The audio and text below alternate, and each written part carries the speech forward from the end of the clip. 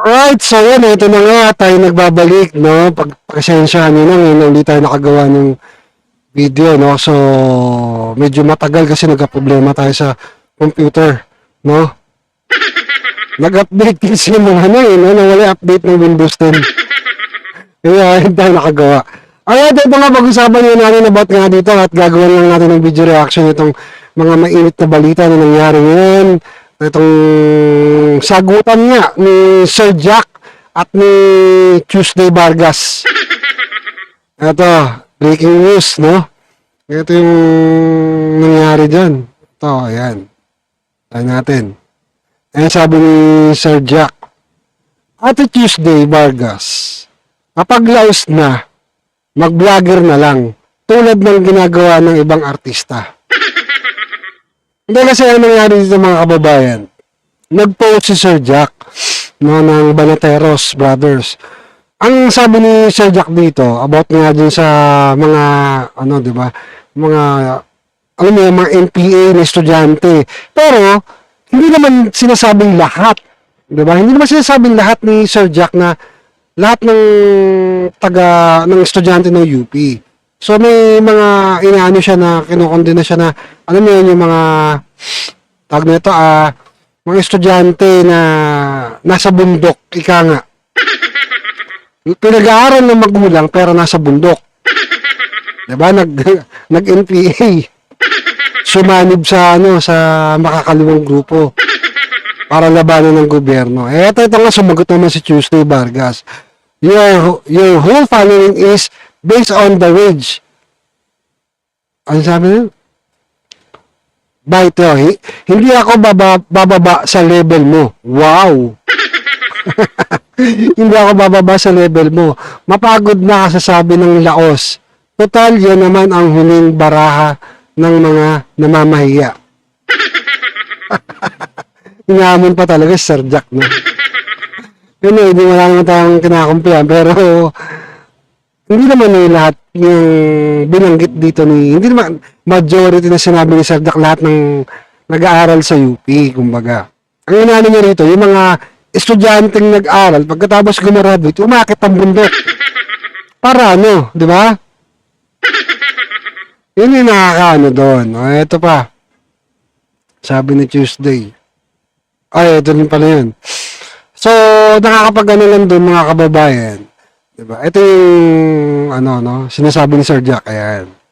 Study now, NPA later. Di totoo naman kasi marami mo ngayon, pero hindi lang naman sa isang eskwelahan nangyayari yan. Kumbaga sa ibang eskwelahan nangyayari din mo yan. Diba? Hindi lang tayo mag-mention. Kasi ang sagot ni Tuesday Vargas doon sa argumento niya kay Sir Jack, hindi NPA ang scholar ng bayan. Hindi naman nila lahat. O naman, no?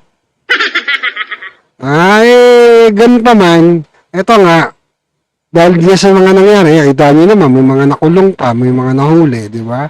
Ito, may isang magulang na, alam mo yun, nagalit na galit, di ba? Ito yung isang example na, alam mo yun, na nangyayari talaga. Ayan. Ina ni Jerlyn Daidora, pinananagot si Reneco. Nako! Sa pagkasawi ng anak sa Mindoro. Walang niya ka. Hindi walang niya yan, ma'am. Wala ko talagang hiya. Mantakin niya, ganyan ang ginagawa nila. Congressman yan. Kaya nga mas maganda ko talaga mga kababayan. Di ba? Tanggalin na po itong party list. Ako pabor ako dyan dagdag gastos lang yan. Diba? At diba, nagagamit nga yun sa sa diba, laban sa ibang politiko, gagawin ng ginagawa nila ngayon. Wala silang ibang mukhang bibig kundi Inday Sara. Diba? Confidential fund, diba? Yung intelligence fund. Yun ang lagi nilang bukang bibig. Diba? So, yung flood control, parang wala lang. Hindi nyo na binabanggit. Bakit ko nasabi? Panoorin nyo yung mga video. Ano yung video tayo mamaya papakita ko sa inyo mga kababayan. O, ito, panoorin muna natin yung, yung video ng magulang. Diba? Panoorin natin. Sa mga pinsan niya. Kaya, yung nangyari po sa kanya to, hindi po nila lahat matanggap yan. Sa mga nakakakilala po sa anak ko sa simbahan. Hanggang ngayon, nasasaktan po sila sa mga panggagamit nitong mga kabataan party list. Please po, nakikiusap po kami, tigilan niyo na po ang paggagamit niyo sa anak ko. Yung mga picture niyo po na kumakalat, please po. Tigilan niyo na po. Buhay niyo na po.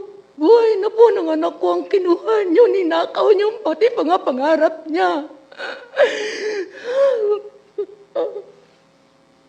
Ano ba ang gusto niyo? Hindi namin pinalaki yan ng ganun lang. Mula kinder hanggang high school, nag-aaral ng private yan.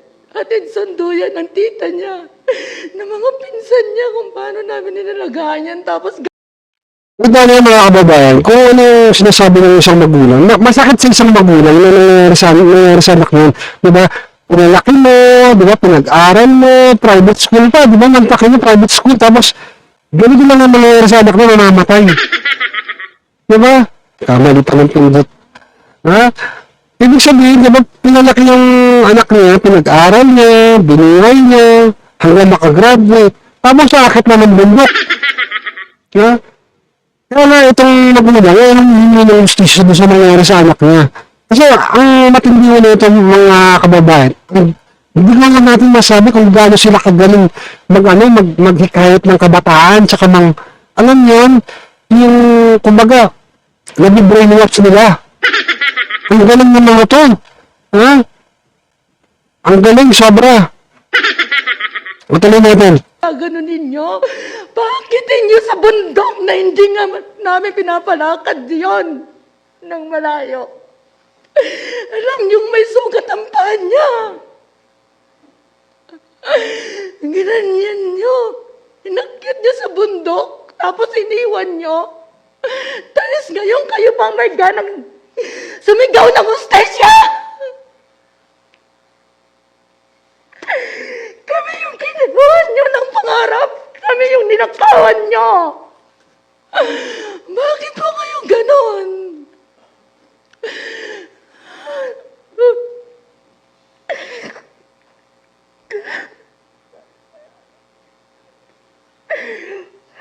Ano po, yung tita niya, dahil yan ang lagi niyang kasama. Napakasakit po sa kanila yon. Pero po, lahat po namin yan, inalagaan namin yan. Baby namin yan, tapos gaganon ninyo lang.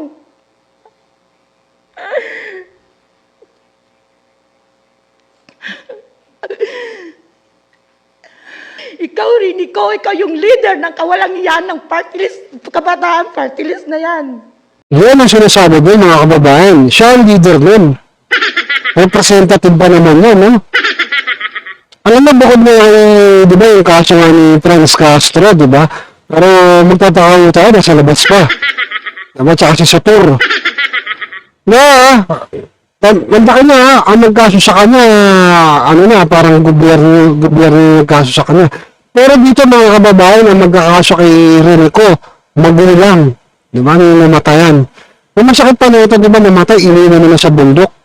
Di ba? Ganun ko manang ito mga kababayan. Kaya, ako mga kababayan, bantayan nyo yung mga anak nyo. Pagdalan nyo yung mga nag-aaral mo sa kolehiyo, medyo talagang nandyan mo talaga yung mga yan. Pakalat-kalat yung mga yan. O, tuloy natin to.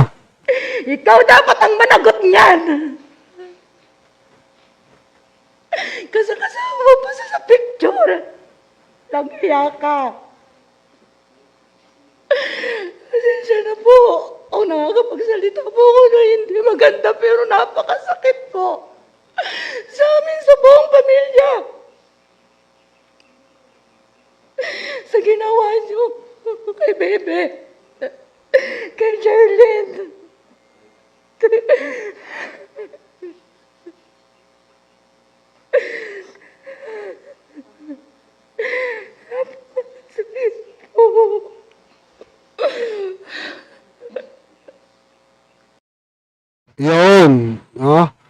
So, ayun yung video mga kababayan, no? So, dito tayo magtataka kasi nga talagang, alam mo yun, hindi lang mga kababayan. Insert natin isang photo. Diba? Yung nanay niya, talagang handang magdemanda laban nga dito kay Reneco. Diba? At masakit pa nito, di ba, humihingi pa nga sila ng diba, humihingi pa nga sila ng tawag nito, yung, palayain, yung mga nahuli. Palayain para nyo, ang tindi na yung mga to, no? Maganda niyan, palayain, tapos may balik sa mga magulang. Diba? At mangako yung mga batang yun, at yung mga magulang, diba, na balik loob sa pamahalaan o sa gobyerno. Diba? Although, hindi yung maganda gobyerno natin ngayon, dahil sa bangag ng presidente, at, diba, kita nyo naman, hindi na nga nila may sigaw na BBM resign. Ang sinisigaw nila, Inday Sara resign, di ba? Ganun sila. So, yun lang mga kababayan, binigyan lang naman natin ito ng reaction itong sana magkaroon ng hustisya yung pagkamatay ni Jerlyn Baidora, no? At na sana, di ba, ituloy ng magulang niya na ituloy itong kaso laban dito sa mga to. Alright, so nagbigay lang tayo ng reaksyon at komentaryo.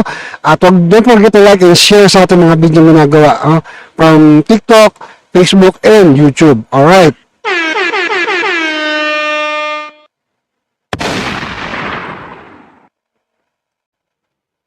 Alright, ito naman yung bagong video ni ating ni Percy Sedania. Panarin natin. Ng impeachment ngayong Yan. Ulit natin. Magkakaroon man ng impeachment ngayong 2026, yan ay dahil doon sa mga unresolved na mga issues pa rin. Doon sa pang-aabuso sa kapangyarihan ni VP Sara nung siya ay DepEd Secretary at ngayon na siya ay Vice President ng ating bansa. So wag nating alituhin ang taong bayan. Ang usapin dito, pang-aabuso sa kapangyarihan. Ang usapin dito, yung nawawalang milyong-milyong piso doon sa intelligence at confidential funds na Mataka nga pagdating dito sa confidential funds, tsaka doon sa yun na lagi nilang hirit. Yung nakaraang taon, yun pa rin yung hirit nila. Hanggang ngayon, no, 2026, yun pa rin yung hirit nila. Pero yung flood control, yung bilyon nawawala, hindi nila Bilib ako sa mga to, no? Hindi ko alam kung saan nila hinuhugot yung galing nila, no? Yung pagiging magaling nila, no, na sobra, no? Ang galing. Ano yung magaling? Ito yung mga yun. Diba? Ano masasabi niyo doon sa mga namatay doon sa bundok? Diba? Yung mga nire-recruit na itong mga to. O tuloy natin to, ha? Ang isang taon ay hindi pa rin pinapaliwanag ng Vice Presidente. So minsan nga dahil dito sa mga sinasabing ito ng senador, napapaisip tayo, siya ba ay senador o president ng Sara Duterte Fans Club? Ito naman tanong namin sa'yo, ikaw ba congressman o ano ba nire-representa mo? Kasi parang hindi ka na rin nagtatrabaho eh.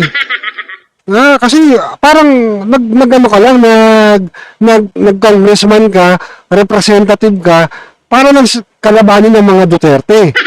Which is, yun naman yung totoo. Diba? Kasi tignan nyo, ano ba ginawa ng mga yan?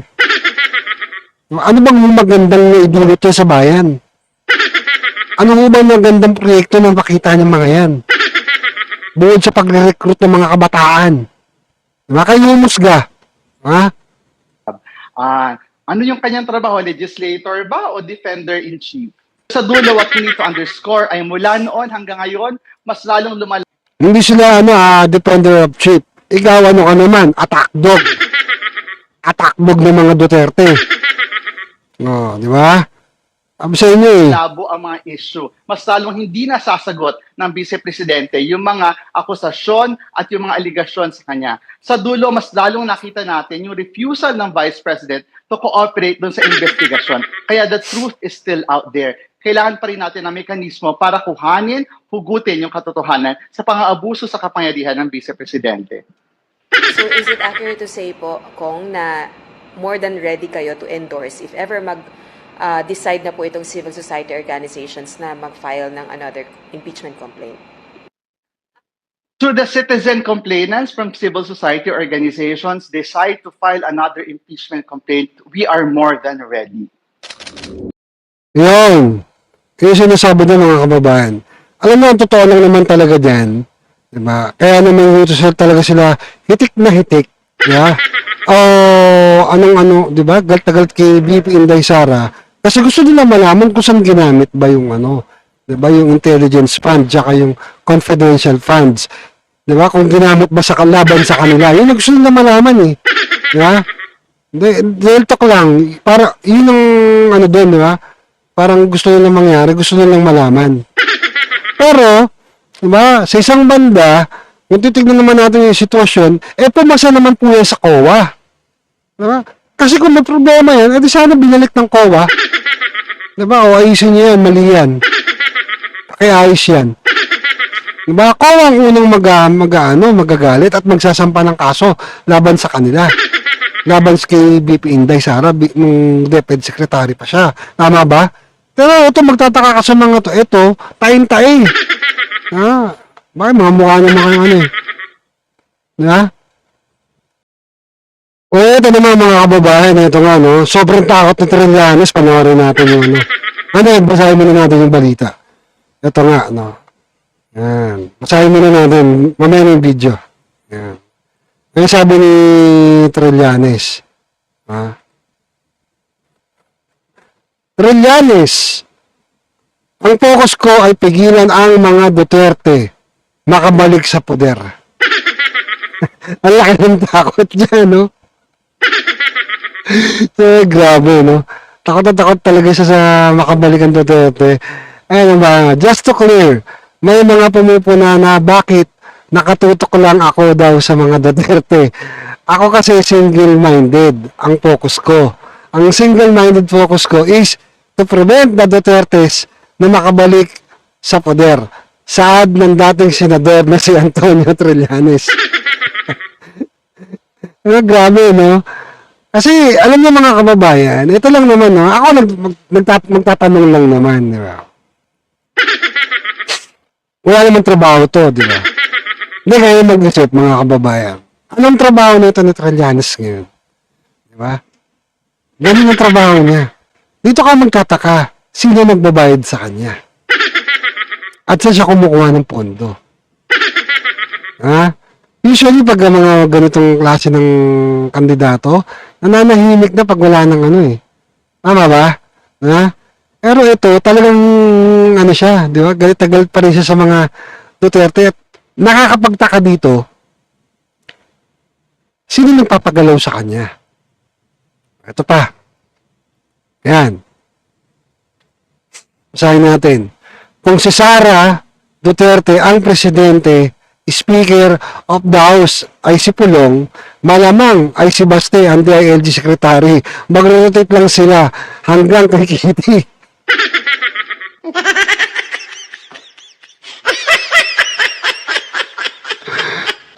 Grabe, no? Wala ka kapag-pag-asa, Trillanes. Kahit sino na lang i-endorse nyo, ba? Kasi mga kababayan, nandiyan yung gusto nila patakbuhin di ba?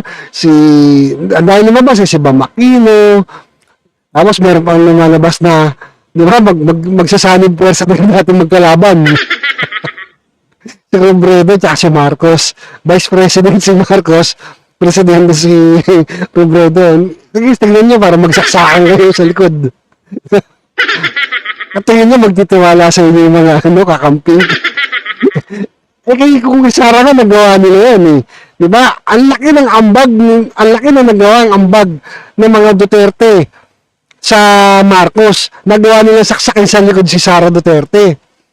Mantakin niya yan, pinalibing yung tatay niya. Di ba? Ano pa? Hindi ka magiging presidente kundi dahil kay Inday Sara. Ang daming ginawa ng mga Duterte para sa kanila, pero tignan niyo ginawa, sinaksak sa likod, di ba? Tapos si Robredo, sasama niyo dyan. Kayo bahala sa buhay niyo. Yeah? Doon lang tayo sa totoo, mga kababayan. Doon lang tayo sa totoo. Kasi, eto nga, di ba? Kabadong-kabado to si Trillanes talaga doon sa mga Duterte. Di ba? Kasi, kung titignan ninyo, talagang wala siya kapag siya maging presidente, kahit vice-presidente, di ba? Kung matatandaan ninyo, mga kababayan, nagsabi yan kay Pangulong Duterte noon. Kaya nga galit-galit yan, kasi tinabla yan ni Pangulong Duterte. Ni Tatay Digong, tinabla. Ayaw siyang maging vice president, running mate, kasi walang tuwala sa kanya. Ito ba? Ito na, bangan na to. Ito, panoorin na natin yung video. Parang, same lang pala, same lang. Panoorin na natin tong video. Ito. Kung endorse siya ng Marcos administration, so yung Solid North, makukuha niya. He would have the initial numbers na pwedeng itapat o higitan kaagad itong kay Sara. In terms of yung kanya, personality niya, Grabe, no? kita ko may ano siya meron siyang charisma, may connect siya sa Media savvy siya. Media savvy, and pag nakita mo lang siya, Tignan niya ano niya, yung analyze niya.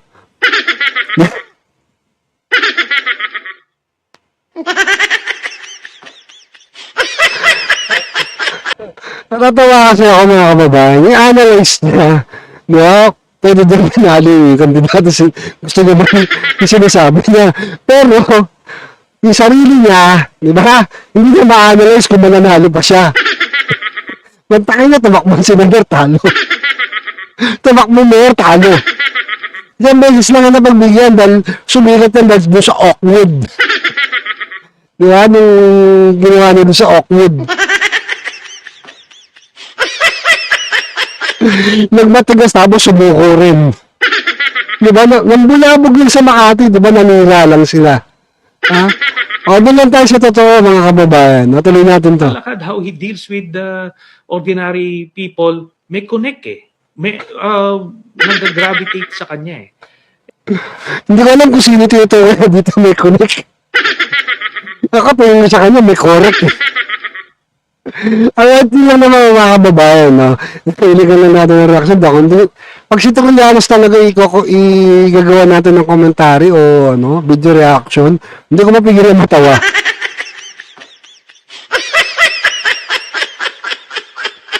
Grabe, no? Ay, nako. Kayo imus kayo, mga kababayan, di ba? Kasi ako nagtataka din sa kanya Ang galing niya umanalyze, pero sarili niya, hindi niya may panalo. Alright, so yun lang naman, mga kababayan. No? Don't forget to like and share ang ating mga video ginagawa dito sa YouTube, TikTok, and Facebook. No? Don't forget to share and subscribe. Wala akong bayad mag-subscribe. No? Mag-subscribe lang po kayo. Pero kung gusto niyo po yung may bayad, meron naman po dyan. Pwede nyo naman din pindutin yung may bayad. Pero okay lang naman kahit follow nyo na lang po. Alright, so ingat kayo lahat and di ba? God bless po at till next video again tayo. Alright.